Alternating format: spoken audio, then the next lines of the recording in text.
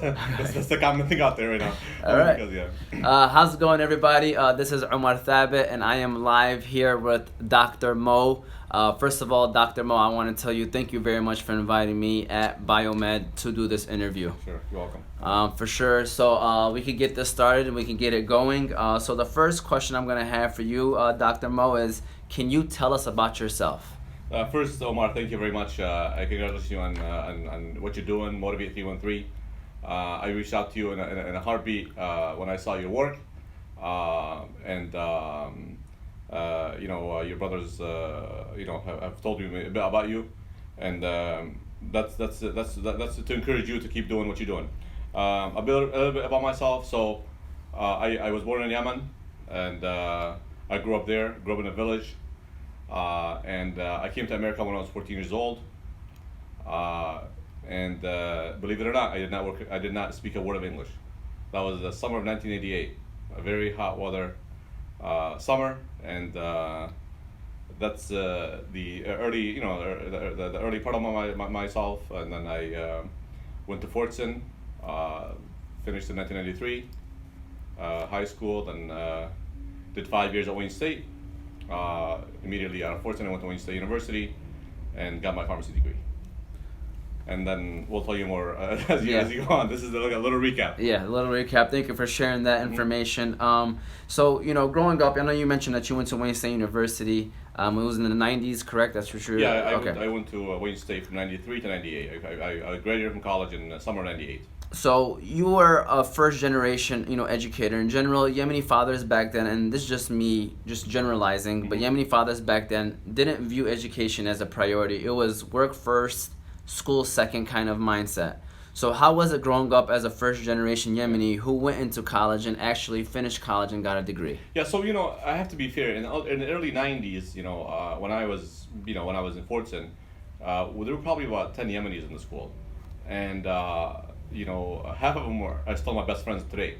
So we were a tight clique, and some of the fathers of the Yemeni guys that I was with did kind of encourage their kids, or at least didn't make education a priority. Luckily, my father was a bit different. My father has been in the U.S. since the 70s. He's worked for a lot of different places, and he worked at Ford for a while actually, for almost 25 years. And he really pushed me to get an education. I have to thank my father for that part, because he saw the future was in education and not in work first, mentality. And I remember one of the first one of the things that I still remember vividly, an incident where my father took me to the Ford assembly plant, in probably 1990, in that year when I was still in high school. He took me there on a tour, and specifically pointed out, he pointed out to the assembly line. He pointed out to the hard work the assembly guys were doing, and the iron coal or the iron steel they were making. And he looked straight at me. He said, "Son, you could not go to school and end up in this, and might have to end up in this kind of job, or you can go to school and wear a shirt and tie." And he pointed upstairs where some of the foremans are and educated people are at, and said, "We could do that job, nice air conditioned office." And that really kind of struck me. I was a 16-year-old, and when you take a tour of a big Ford facility like that, you get inspired, and then you kind of put that in the back of your mind as a direction. So I always thank my dad for that tour. It was a tour to remember, and that's a little bit about my father's background. That he definitely pushed education and he encouraged me, but he didn't know how. He just told me, "You got to get an education." That's another honest through the 90s. He, like many fathers, he had not been to college. He does not know the first thing you do. Prerequisites, community college, big state college, Wayne State, Michigan State. He had no idea what those were. So when I told my parents, especially my father, that I was going to be going to Wayne State, and I had no idea where it was. And the only question he had is, "How far is it from the house?" I'm like, it's drive time. It's going to be 15 minutes. Don't worry, I'll be at home. So, alhamdulillah, those are good memories, and my father gave me the space to, get an education. and encouraged me. Now he didn't pay for it. I had to figure a way to pay for it. And we can get to that if you want, Omar. I see these guys now. My employees, I tell them to work 25 hours a week, and they're like, oh, they can't work 25 hours a week and go to college. That's not, Yeah. that's not what makes a man grow. That's what I say. Yeah. I worked throughout college, throughout high school, and that's not an excuse not to get an education. I'm not saying go work 50, 60 hours a week, but you can plan your time accordingly, so. I agree. All right. I agree. Thank you for sharing that. Sure. And I know you kind of touched on Wayne State and how you got a degree in being a pharmacist. So can you elaborate on your, educational background and education afterwards as well? So can you talk about that? So in the 90s, pharmacy was the career, was a hot career, and I encourage, I liked, the careers in medicine, period. I was considering dentistry, medicine, pharmacy. I made the choice to go into pharmacy for certain reasons, and one of them is the short period of time that it took to go to school, and also the demand in the job market was pretty good. And I had a few guys to look up to when I was in school, when I was in pre-pharmacy or or my first year in Wayne State, and that was the right choice for me looking back. Now back in the days, they used to accept a lot of students into pharmacy school and then kind of like weed out the people who don't do well. It has changed dramatically, but it wasn't easy. I studied very hard. I finished my pre-pharmacy in 2 years. I took summer classes. I took just to speed up to make sure I get into the program after 2 years.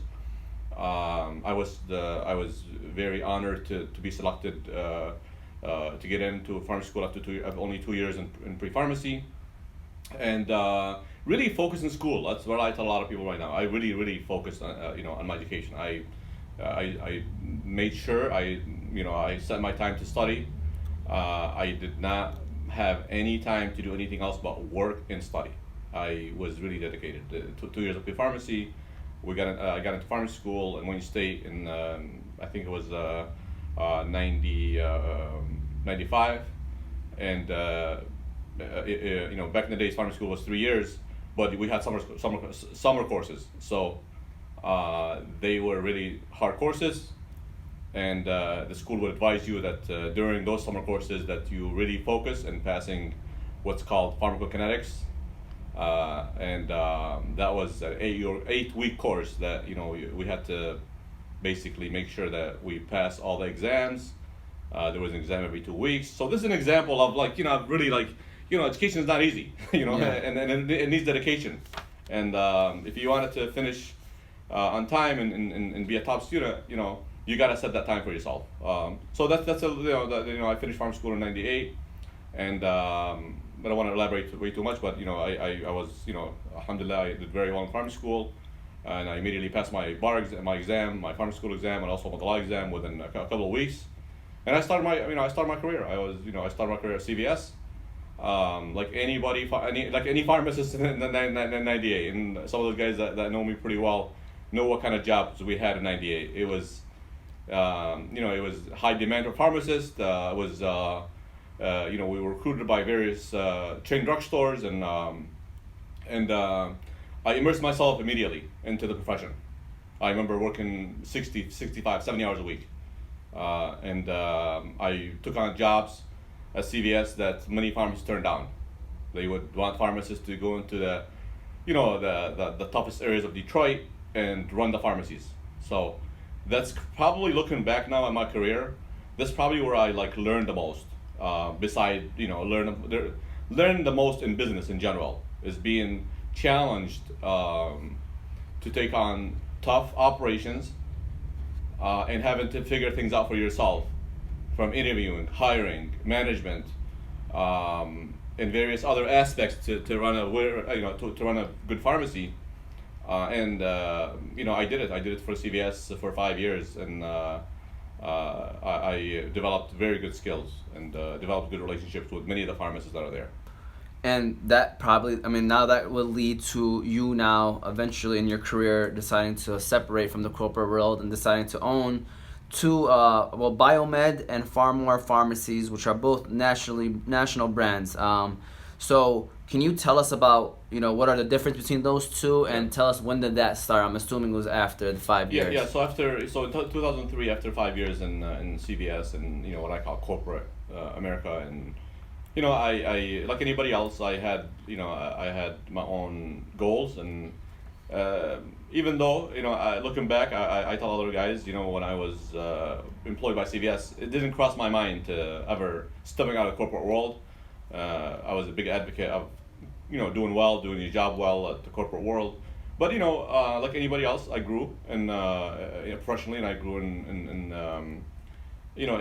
understanding what it takes to run a business. And I decided to leave the corporate world in 2003 and open up my first pharmacy.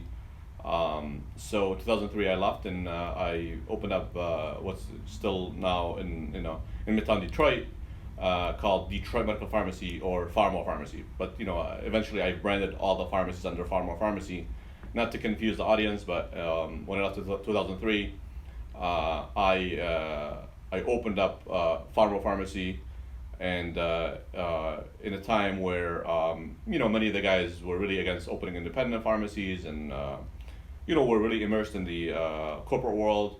But I was successful. I left, and within a couple of years, I had a good following of patients, and I expanded the operation. I started opening pharmacies afterwards. I had a really good network of pharmacists who are still with me today, that were at CVS, that knew about me, and that we were good friends, and I encouraged them to join me.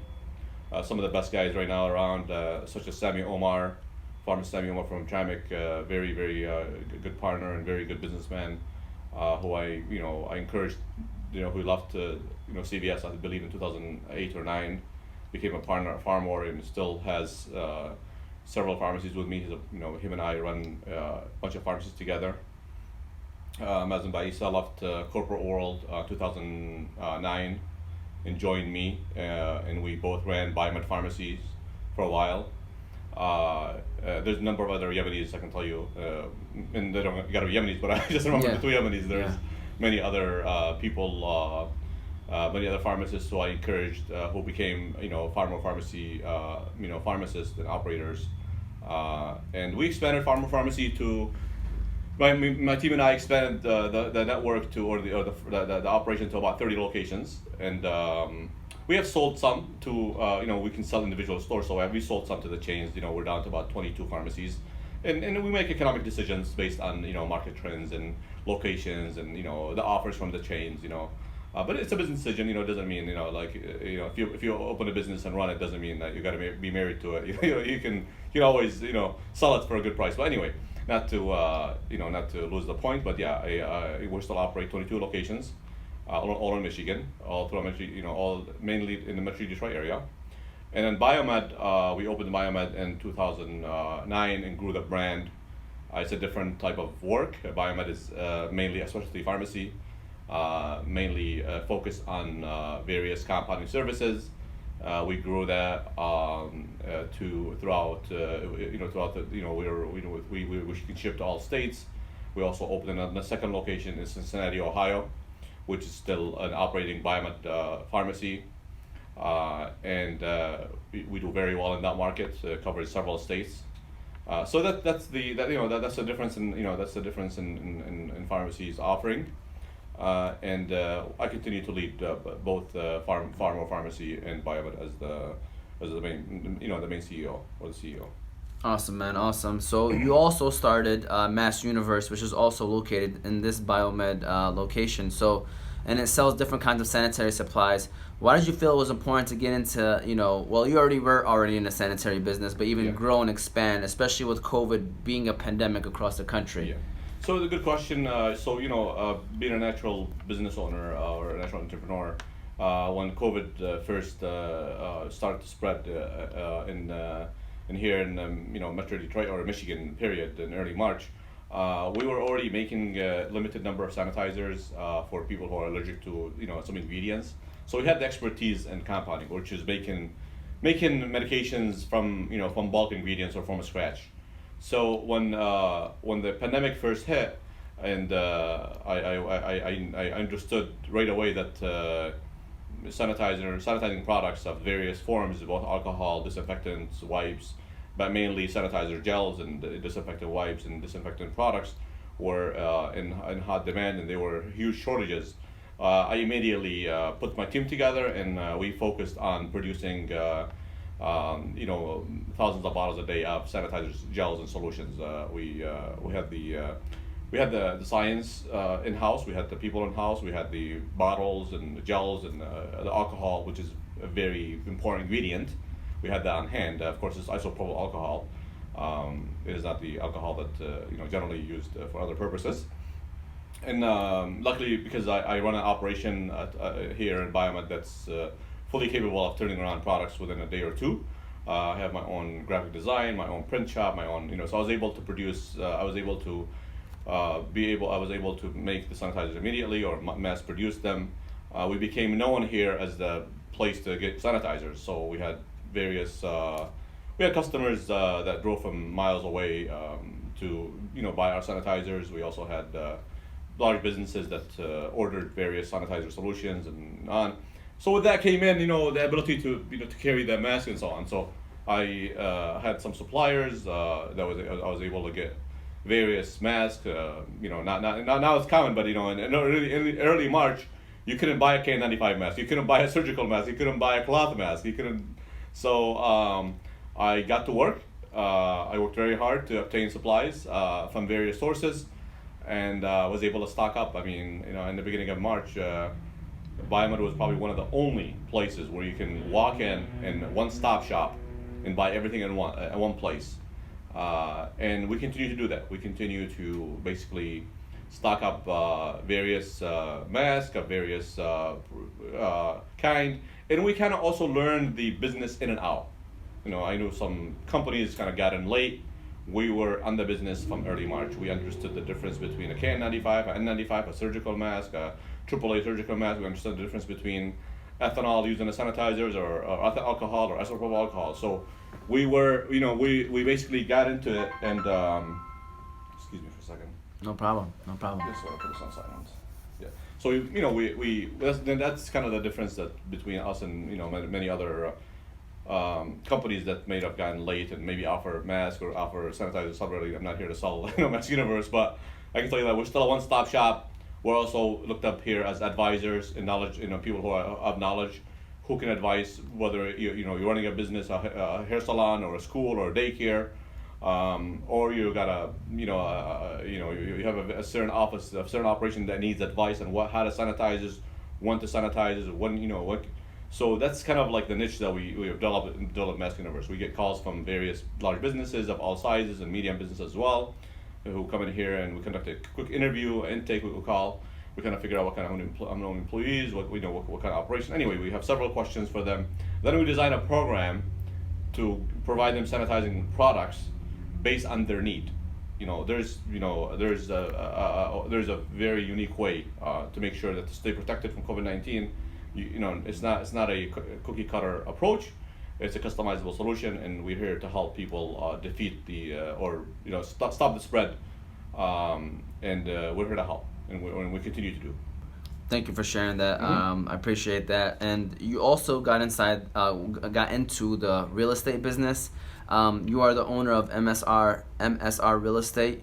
So what made you go into real estate? And if you don't mind me asking, what does MSR stand for? So I had a student in my that was an intern with me when I was a pharmacist, and like any businessman, I was just trying to in the beginning of 2008, I was trying to basically diversify a little bit, and I was trying to come up with names and all that, and he just kind of drafted. He took my initials, Moe Sohoubah, and added the word R, and said, "Hey Mo, what do you think about MSR Holding? Your initials." And it struck me as like, hey, you know what? That's good, Patrick. You remember? And that became Moe Sohoubah Real Estate Holdings, and it was like I said, like any businessman, I was just trying to diversify. Luckily, it has become a large thing of what I do every day, or what I do generally. I got myself familiar with various real estate investments projects from single-family housing to multi-tenant office buildings, multi-tenant medical buildings. An example of of a building that I did very well with is here. This is Lasha Medical Campus in Southfield, and I've also learned a thing or two about investing in a professional way in real estate. So at this time, after so many years in that business, I've learned to use very good real estate management companies. Don't try to do everything on yourself. You got to hire professionals to help you. I have basically national companies that manage my real estate portfolio, and it's a very it's a very good way to grow yourself and grow your business. If you try to save money and do everything yourself, you end up doing a lot more work. You won't get it done as good as professionals do it, and then most likely you probably would stress out and leave the business. So that's kind of my advice for those who are trying to get into real estate. Thank you for sharing that, and you even throwing in advice in there too, so we appreciate Sure. that. So you went to Fortson High School, you mentioned that earlier. Whether it's through time, money, you are always giving back to your community, the community that you grew up in. So why do you feel it's important to give back to the community? So let me first tell you, Omar, my philosophy in general. So I have a couple of things that I grew up with. So I always felt that regardless of your income level or educational level, you gotta find a way to build for your akhirah. You gotta find a way to give back. Allah blesses us with so much, and it's required of us. However, that's first, it's required. Second of all, it's very, very important for societies and for people that live in various communities to find a way to be part of growing that community in every way. In order to sustain a community, in order to grow a community, those who Allah blessed must recognize that, and they must make an essential effort to give back. Because if we don't, who will? And if we think only of ourselves, then this society deteriorates. Because society is made up of thousands of people who have thousands of functions and do various jobs. If people who get to my level do what they have to do based on whether it's time or money or whatever it is, then society grows. And then basically the word of Allah is great. He's promised 100 multiples or more. So I feel very important that I feel it's very, very important to give back, and I've always given back. It's my nature. It's something I grew up with. My parents come from that kind of family, and a couple of causes are very important to me. Yemen is a place where I was born, and many people struggle there. It's a cause that's dear and near to my heart all the time, and I make sure that I set a time, I set an amount of money, and I really sincerely believe that no $100 or no $50 or no $1,000 will go unnoticed. You can make a difference in somebody's life, regardless of where they stay. But example of Yemen, you can make a difference in somebody's life by sending them $1,000. You don't know what kind of difference you can make in their life. And if thousands of people do that, then imagine how many people we can help, regardless of where they are from. People donate differently. I mainly donate to causes I know about and I care about, and I also know that 100% of my donation will make it to the right to the person that it's intended to. I know there's many nonprofits all around Metro Detroit. I sincerely, I ask them, I challenge, or I would advise that most of them do their best to send, all the money they collect to the intended purpose, and it's very, very important that that people, trust those type of organizations. So I try to select organizations here in Metro Detroit that that do their best work, If it's in Yemen, I try to select people or organizations that have, that 100% of what I give back would make it to the intended cause. Thank you for sharing that. And that is very important because some especially these days, and what's going on with Yemen, you don't know what to trust. Mm-hmm.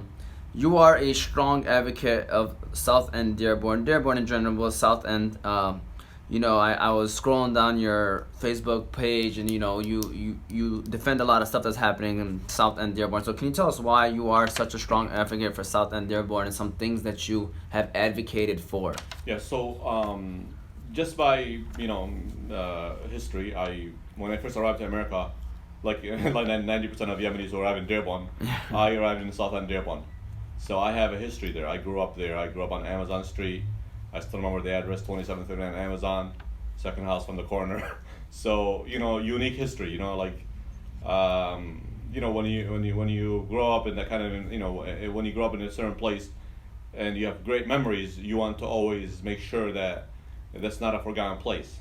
So as I moved on in the professional world, as I grew professionally and economically, I never forgot my roots, and I'm a very like I said, with humbleness, I've become somehow influential within the city of Dearborn in my own ways, and it's my own assessment that sometimes the South End gets the short end of the stick. So I made a promise many years ago with a couple of people that live in the South End or that care about the South End, that we will never let that happen. So since then, I've really made a commitment to make sure I stand up for the South End community. It is not mainly because many Yemenis live there. It just happens to be. Now, if 50% becomes something else, I would still stand up for it. It is kind of like it always gets short of a stick. And I have done quite a bit of things with other people. I don't want to take all the credit, but there's a lot of good people in the South End that do good work. If I start naming people, some people may get upset, so I'm going to leave that out. But there are a lot of good people do that. But a lot of people some people also reach out to me when there's something going on in the South End, and similar to the Lapeer pool swimming pool or the Lapeer swimming pool. When I saw the South End ignored that fact, I immediately went on Facebook, and I also called the city administrators, and they got the pool open within a couple of days. So we need to stand up for what we care about, and regardless of where we live. Second of all, if we have power and connection and whatever it is, through a certain people, we should use that. But at the same time, we got to do it respectively. We got to do it professionally. We can't we can't do things. We can't defame the character of people, certain administrators in the city or so on. But that's my approach is very, very subtle. I'm very professional in my approach, and the most important thing is to get the job done, and that's how I've done it in the past, and I will continue to care about the Southern community for the years to come. So, this kind of leads to the next question. You're a man who has done some philanthropy work as well. So what are some philanthropic work you have done in your lifetime? Yeah, so we mentioned that before. The cause of Yemen and the population and the people of Yemen is near and dear to my heart. That's almost like my first priority, and I've done that throughout the past decade, and I've only seen blessings from Allah for doing that. I care about so many different things that happens all across Yemen. I'm a huge believer in making sure that people who are struggling with no way to elevate themselves, with no way to live in Yemen, should be helped first. So food and medicine is my first priority in Yemen. I have done. I don't want to mention the numbers, but we have done very, very good work in Yemen, in various villages. We have probably assisted at least 500,000 people throughout the past decade, through monetary means, through food baskets, through water tanks, water wells, schools, a couple of schools, and various not significant number of schools, but schools where where they needed to be they needed to be built, mosques in various villages, homes for people who are homeless. In fact, we're doing one today. we're building, a home for a family today. So every day, every week, it's a different challenge, and we set ourselves a goal to meet that challenge. Whether it's this Eid, we were able to raise $70,000. We slaughtered over, I think it's over 70 cows, and fed many people throughout different cities in Yemen, different villages. This week also we raised enough money to have 18 water tanks be delivered weekly to some severely hit areas in Yemen. Again, this week we got a text message, immediate need for a home for a family that their roof destroyed. So they can be small goals, and they can be large goals, but the point that the goal is to get them done. And we have a very good network of donors. I'm not gonna take the credit myself. That these donors, that I'm funding, that I'm funding everything. I have very good network of donors, but I can tell you one thing about this: people will donate to people who are trustworthy, and that's a very, very important, prerequisite. I've developed that in the past decade.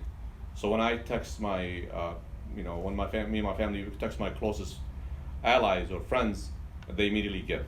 In 2019, I raised $50,000 in less than 24 hours through WhatsApp message.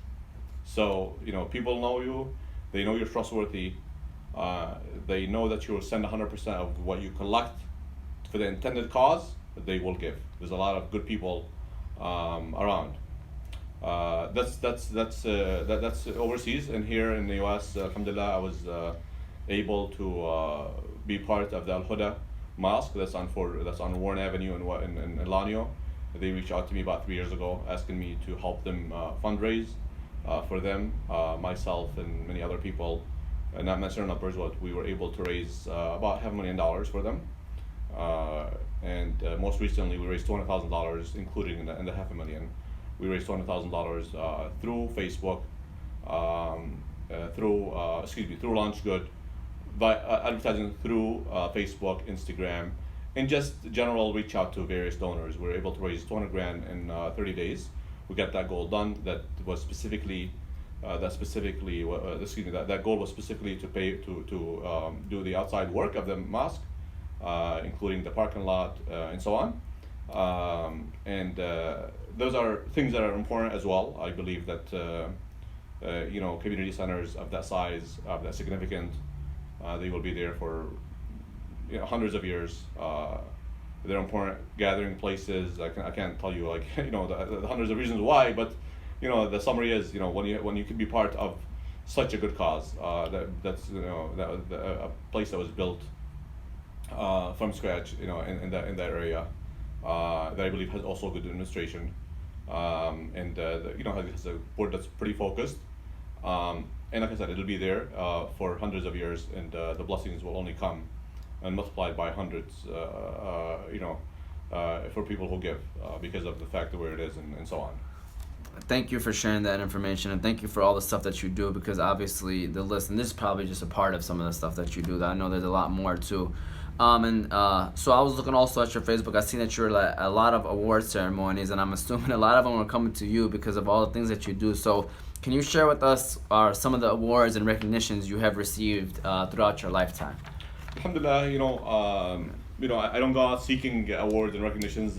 People do notice, people who are making a difference. I'm blessed to have been recognized. I was recognized by Cranes magazine in 2014 for being an American Dreamer. Probably the first Yemeni to get that award. There was only three Arab Americans that were nominated or named in 2014. I was one of them, along the likes of two other Arab Americans that were on there. And then in 2017, I was awarded by Governor Rick Snyder for an Entrepreneur of the Year in 2017, among 5 other Michiganders. So these are some of the highlights. There are many other highlights, there's other awards that no need to mention all the details, but You know, those are probably the two that you know, that probably took lots of effort from the people who selected the awardees, and they met with me here before they awarded me, and they looked at my background and, you know, flipped everything to make sure that I was worthy of the nomination and the recognition, and alhamdulillah, that happened. You know, it does bring goodwill to the person and to their business. Not gonna, you know, cover that up in any way. You know, but again, I wouldn't say people should just do something so they can get awarded. I think that it comes naturally. I was always a kind of person like, just do good work. That doesn't matter who recognizes it, who sees it. But if they do come along and it makes sense to accept them, then let it be. Yeah, alhamdulillah, man, that's very good and deserving of it for sure too. So congratulations on that. You are an innovator and inspiration. You know, when you reached out, and I was so happy that you did, because you're definitely a motivation and an inspiration. So what are some of the plans that you have, if you don't mind sharing, like for the future, or that you are currently working on for communities and just for yourself and for your business? Yeah, and stuff so like that? you know, business-wise, you know, like anybody else, growing, and you know, I intend to continue to grow my business in the pharmacy business to a lesser extent. I'm highly focused on real estate at this point as a natural grow. You know, as something that, you know, people naturally grow into, you know, this type of investment. I am involved at this point of building a first-class banquet hall. I believe that I would deliver an excellent product to the market. I've been working on it for about 3 years, and it's been delivered in about a year. It's a significantly large banquet hall. We can hold 1,500 people. This is one of the, you know, major investments of my career. I'm also involved in building 92 brand new condo units. This also probably would be a significant number of units being built brand new in Dearborn with a very good partner of mine, Ahmed Waza, who is another inspiration in the Yemeni community. And I can probably give you some details about Ahmed, and you can interview Ahmed. Yeah, for sure. A very unique individual. I picked Ahmed for his unique skill, being a builder and architect, and being a very trustworthy individual, and being someone I would like to, you know, elevate, you know, in our community. So these are two significant investments I'm making here in the next 6-7 years. I've also become a significant investor in a Qawa house. Ibrahim al-Hasbani is another gifted Yemeni individual that I like to inspire, and him and I have big plans, and we are opening our second Qawa house in West Dearborn in about a week. I believe that's you know, that Qawa house is a very unique concept and brand, and Ibrahim al-Hasbani is a unique individual who should be inspired at the next level. And because of that, you know, and combining our skills together, we will do wonderful. So that's kind of, you know, I think my plate is full. Yeah, it is. So, one of those things would be enough for someone, mashallah. Yeah. Definitely. So thank you for sharing that. So with all the accomplishments, in your eyes, what has been your greatest accomplishment? You know, again, I'm a bit humble about these I know. things, you know. But you know, probably immersing myself in getting out of the box. That's what I would say. You know, I remember you know, when I was a pharmacy student, and again, I'm a man of stories. Yeah. I remember, you know, working at a CVS when I was an intern, and I happened to be there for that week, and there was this pharmacist who was older at the time. He was in his 70s, and he was still working, and that kind of resonated with me. I asked him, you know, we were just chatting, and he was telling me, like, you know, how he still has to work to support his family, and he hasn't, you know, made any good financial plans, and he made a lot of mistakes in his life, and he was just on and on and on. But you know, I'm a good listener. That's one thing that you'll know about me, and you know, I think you'll know this about a lot of people. So I was listening quite a bit, and then I kind of like that story resonated with me, and you know, at the end of our talks, you know, we were out this couple of weeks, and I asked him one time, like, you know, what would you do if you're my age? And he just gave me a bunch of advice that I wrote in a small notebook. And one of them is to really, again, to immerse yourself, and you know, regardless of regardless of your you know, your corporate America job, and regardless of your PhD education or MD or lawyer, you really got to immerse yourself in but don't just immerse yourself. You got to do your homework. So that's one thing I would say I like about myself. Not that I am, not that I but I've done it. I've done it to a with a purpose in mind, not just blank or blind jump. So I immersed myself in various things. I've done my homework and was able to deliver some things that I'm happy with. Thank you for sharing that as well. So the last question I have here on the paper that is what advice would you give a person who wants to leave the corporate world, kind of like how you did, and start their own business? Yeah, it's a good question, Omar. And it's my assessment that a lot of the young guys from our community, regardless of whether they're from Yemen or Palestine or Lebanon or wherever they're from, they're really eager for this goal. Now, it is a good thing to look into, but it is not always. The timing has to be right, and the timing in both the personal life of the individual, as well as their financial life, and their stepwise process to execute that goal. So my advice. The number one advice I tell others is that you really got to do a good job for who you're working for first.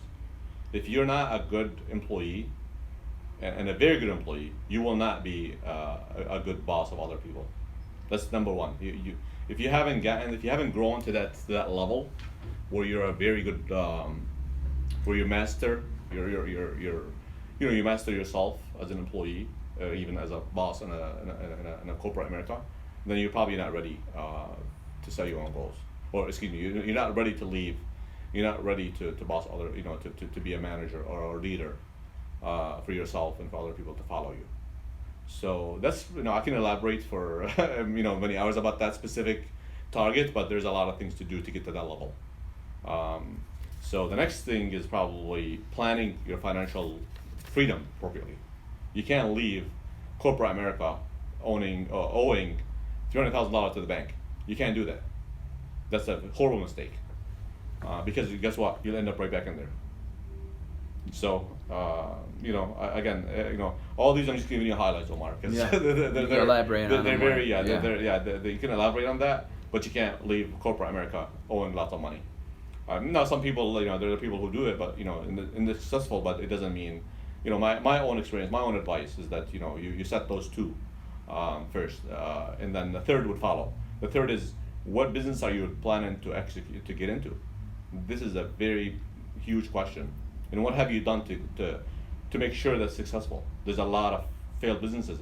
I feel really bad for a lot of the young guys that have lost hundreds of thousands of dollars in our community, who have gotten into mediocre business plans. And some of the guys call me up here and come up here, and I tell them straight up, this is not a good business plan. Taking my advice and leave you $200,000 in the bank. And some guys call me later in the year and say they made the biggest mistake and they should have listened to advice. Now, I'm not saying I'm a genius in any way or means, but if anybody needs business advice, honestly, I'd give it for free. It's a half hour, 30 minutes of my time, to look over their business plans, look over what they want to get into now. I'm not doing it to invest in them or steal their ideas. No, this is just, I don't want to see people suffer. I don't want to see young guys, take a leap forward and blindly mess themselves up financially. And sometimes, messing up yourself financially can also lead to messing up yourself, personally, because as that truly, it weighs heavy on people to lose lots of money. And before people think about making lots of money, they can think about, everything else, all the hard work that got into them saving a certain amount of money to leave corporate America. So these are the three perils of my advice, and I hope to God that I see less of people getting themselves into areas where they mess up financially, but again, I do advise that people make a goal at some point in their career to basically do well for themselves. Now, some people do very well in corporate America. That doesn't mean it's for everybody.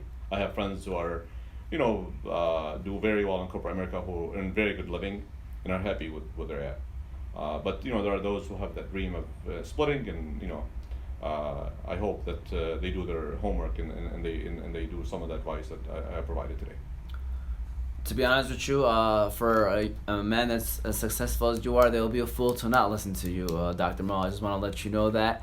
The last question I usually ask a guest is if there's anything, last comments, concerns that you want to share out there for people that will eventually watch this video. I mean, I know you're a strong advocate on people wearing masks out there because they probably don't see it enough. Yeah. Anything you want to share for people out there? I mean, first, since we're in the middle of this COVID epidemic, I'll just focus on that for now. It's really a time of change.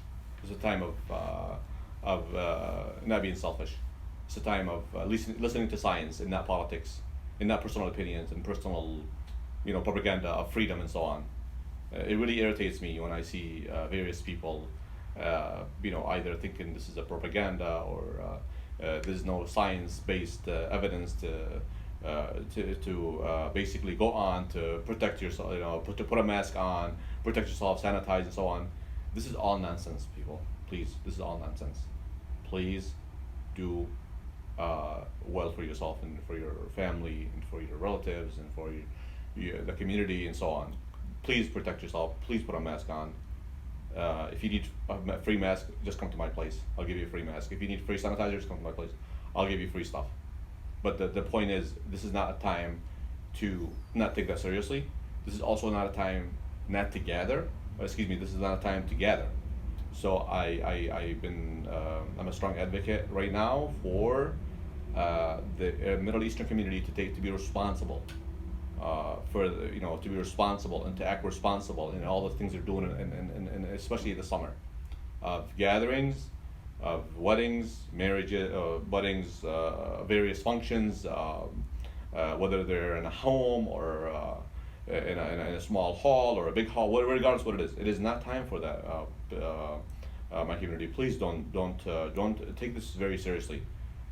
It's not time for that. I mean, it is time to be responsible. There's time to limit the gatherings, and if you can cancel the event, cancel the event. If it's urgent and it's matter, invite only the closest people to you. And no one will blame you. I know we have this thing about our community about like, oh, Abe and this and that. No, it's not. People understand. It's not time to gather 100 people, 150 people, and be responsible to infect, and be responsible that at least, let's say even 5% of people get infected. It's a lot, So those are the two things, we're in this time where we need to be part of the solution and not spread the problem further. So that's all I can tell you, Omar. Thank you so much. You told us a lot. I really do appreciate it. For those that are watching or eventually watching, I hope you guys enjoy it as well, because there was a lot of great advice that I'm gonna go back and listen to myself again just to make sure I took notes and stuff. Again, this is Omar Thabit. I'm here with Dr. Moe. Thank you again, Moe, for doing this interview. It's another interview on MotivateMe313, and we hope you guys all have a great and safe rest of your day. Thank you, Omar. Appreciate it. Have a good day.